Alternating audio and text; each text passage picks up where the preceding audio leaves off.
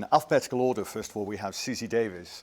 She's production designer on Mr. Turner, and Eve Stewart is BAFTA nominated for her production design on Vera Drake, Elizabeth I, The King's Speech and the Hour. And finally, Charlotte Watts, production designer on Mr. Turner. I'm not actually, I'm a set decorator. Set decorator, sorry, on Mr. Turner. Let's start with Mr. Turner, both your work on it. Was the aim with this film to recreate a very accurate sort of period, or what were Mike's intentions in discussing with you both what he wanted? With any Mike Leigh film, your accuracy is important, especially the period pieces.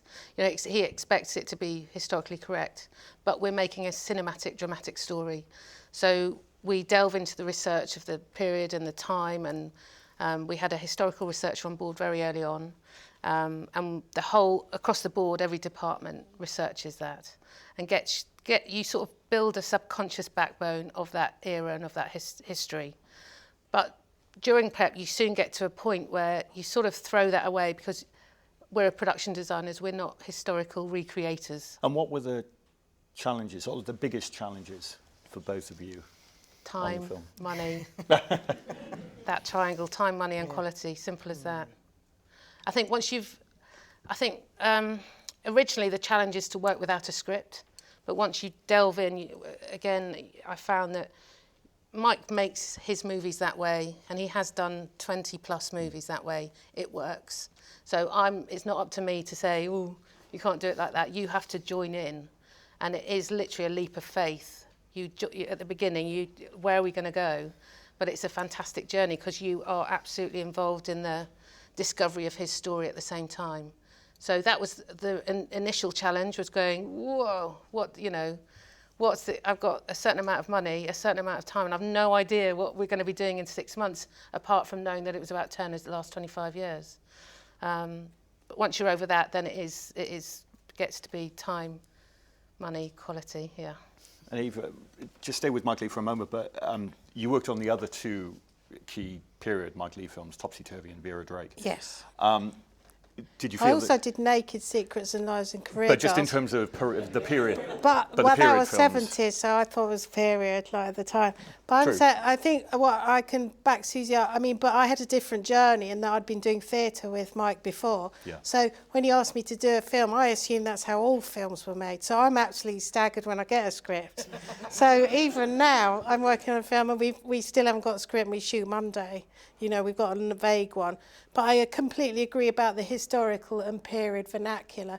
You've got to research, you've got to know your period. And although you're not like doing a documentary, I still think you've got to hit keynotes with the complete accuracy. I'm so fussy about that.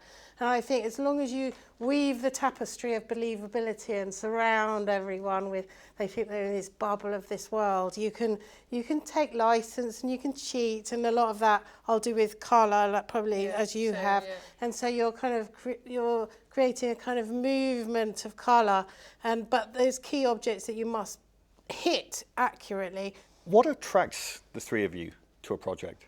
Just not dealing specifically with Mike here. Is fear of unemployment, mainly. Like anyone else, I have to feel. But in a sense, you sent a number of scripts. Is it storytelling? Yeah, simple as that. Storytelling for me.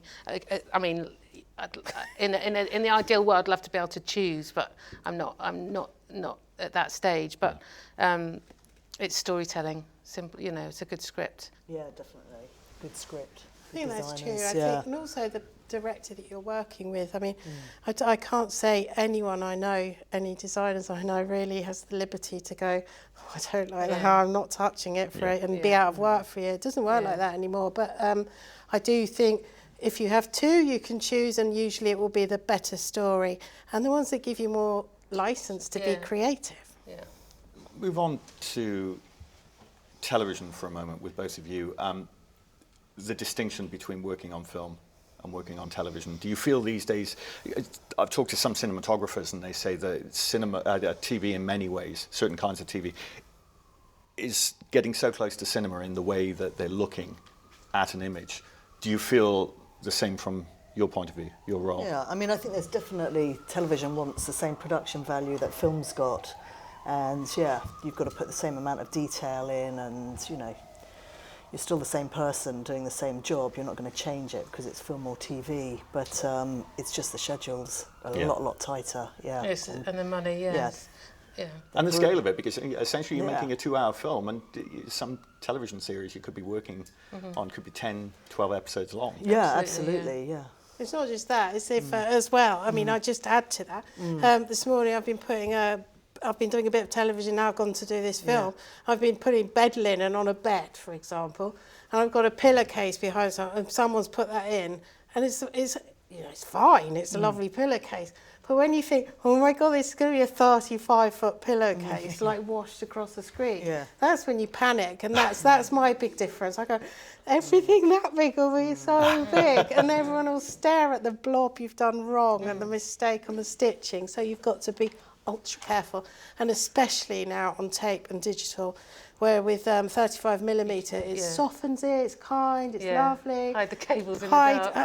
Hide the cables in the dark. Ain't happening. It's so hard now. You have to absolutely look at things like that with your like magnifying glass in case you get anything wrong. So I think the pressures are added to. The three of you, what do you enjoy most of the whole process? Collaborating with a bunch of creative people, and and having fun. We are so lucky to do what we do. It's having fun with a bunch of other like-minded people. No, I get to meet like amazing dealers who are sort of really passionate about all their, you know, what they deal in, be it a sort of 18th century sewing kit or something like that. So I kind of go out. So it starts at the research stage. Yes, at the research stage. I sort of, you know, I go to auction houses and then, you know, keep chatting, and I find the person I want to, and then you get invited to their house or their shop, and I find that fantastic experience, meeting these people, their lives, and then you get the piece that you want and move it into the film. But it's great, yeah, fantastic. Just creating new worlds. It's like constantly painting, constantly drawing, and like being a kid in a room with loads of toys. It's just brilliant, and watching people come with you on your journey. And my best thing is when you've done an amazing set and people walk in, they go. So let's go back right to the start, and I'm just curious with each of you, what made you choose this profession? Was there, you know, had you seen a film? Was there something in the theatre that sort of sparked your passion?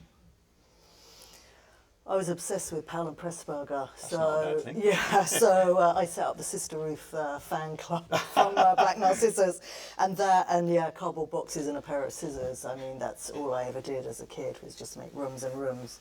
So much so that I had to sleep on the sofa because I'd covered my bedroom in sort of rooms. So it was sort of a bit of a natural progression, really. I started work as I just needed to earn some cash, so I was looking for a grown-up job, and I worked for a sculptor, and I started sweeping his floors and making cups of tea, and it was as if someone had just opened a door that I knew nothing about, and he sculpted polystyrene for films and commercials, and we'd make amazing 50-foot dragons and caves and all sorts of things, and I would go on set and we'd go on the pre-light and I'd watch everyone set everything up, and it was a brilliant opportunity for me to go, hang on a minute, you can have a career doing this, can you? And it just literally, I remember the day when I just thought, I think I might have found what I want to do. Yeah, and then off I go. I think Holloway Road, Odeon, age 7, with my nan, watching Mary Poppins with that Kiora stuff, and then the film, and then because I'm so old, they had an interval with everyone playing the organ. And then I screamed apparently for 15 minutes until it started again. So it's the joy of being in that space with pictures and stories and escaping from real life just for a minute. It's not necessarily movies that you refer back to, but are there things that you hold up as sort of a pinnacle? Eve's work for me. She just sat there. But I know it sounds a bit gross, but Topsy Turvy is like, I think it's a standout, and there you go, yeah. Oh, we'll have a love fest, Mr. Taylor, but also David Lean's work, anything. I mean, I watched Lawrence of Arabia remastered the other. I was just so blown away, and even I knew that they'd swept a ridge in the sand for like a mile, so that your eye went up the screen, and that's just where the camel came over the horizon. I love that sort of thing. And on that moving note, can you please thank our guest this afternoon? Thank you.